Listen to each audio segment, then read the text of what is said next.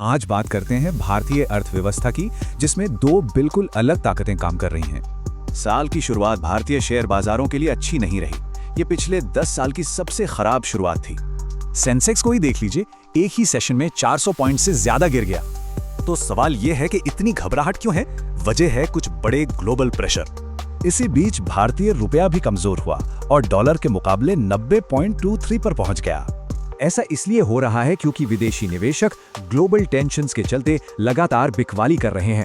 सिर्फ एक हफ्ते में भारत का फॉरेन एक्सचेंज रिजर्व करीब 10 अरब डॉलर घट गया। मार्केट पर एक और चीज का असर है, वो है कुछ तेल खरीद पर अमेरिका का 500% टैरिफ बिल। तो चलिए अब इस पर आते हैं, क्योंकि ये तस्वीर का सिर्फ एक पहलू है, कहानी का दूसरा पहलू भी है।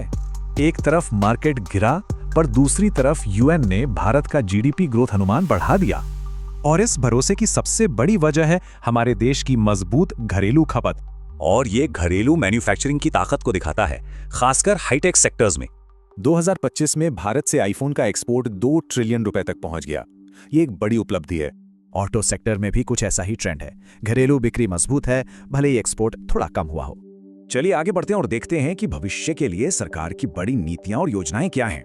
सरकार ने 2032 तक एडवांस्ड 3 नैनोमीटर सेमीकंडक्टर चिप्स बनाने का एक बड़ा रोडमैप पेश किया है। डिजिटल स्पेस में भी नियम सख्त हो रहे हैं, खासकर क्रिप्टो यूजर्स के लिए। अब सभी क्रिप्टो यूजर्स के लिए लाइव सेल्फी और जियो टैगिंग जरूरी हो गई है। वहीं बजट से पहले की बातचीत में सरकारी कंपनियों के निजीकरण पर जोर दिया जा रहा है। अब जो बात सच में दिलचस्प है वो ये कि कॉर्पोरेट सेक्टर इन सब के बीच काफी एक्टिव है। आईटी नतीजों से लेकर बड़े एनर्जी डील्स तक बिजनेस की दुनिया में काफी हलचल है।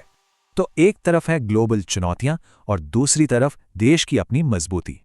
तो आने वाले साल का सबसे बड़ा सवाल यही है, कौन सी ताकत ज्यादा असरदार साबित होगी?